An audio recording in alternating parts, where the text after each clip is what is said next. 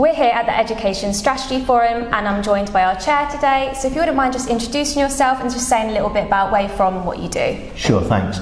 So I'm Mark Smith and it's my great privilege to be the Vice Chancellor of Southampton University, and I'm also chairing this forum, which has been very interesting so far. So why was it important for you to attend today and chair the event?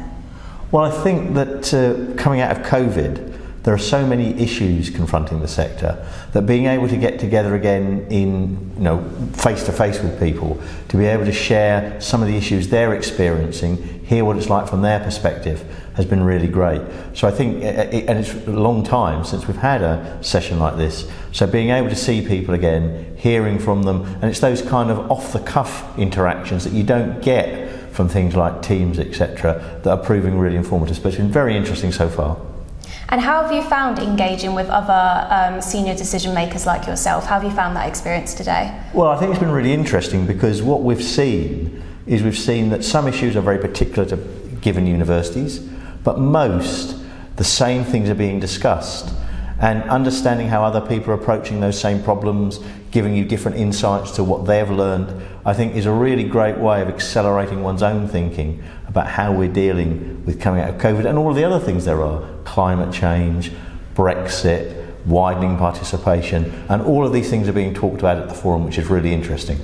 So you just touched on a few points there, but what are the other sort of main topics or challenges being spoken about? Well, what I'm taking out, there's these big picture questions that we're hearing, like how do you deal with climate change, and a very interesting presentation that said, you can always solve a problem. The question is how much do you want to spend on it? But I think the thing which is coming out most clearly is the way that the acceleration of technology to interact with educational delivery, helping people understand how they interact with courses, understanding their interaction with courses.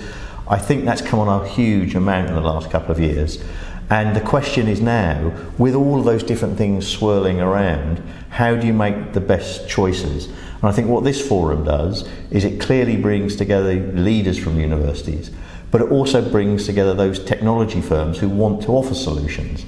Now clearly they're selling a product, but at the same time they want to sell a product that works.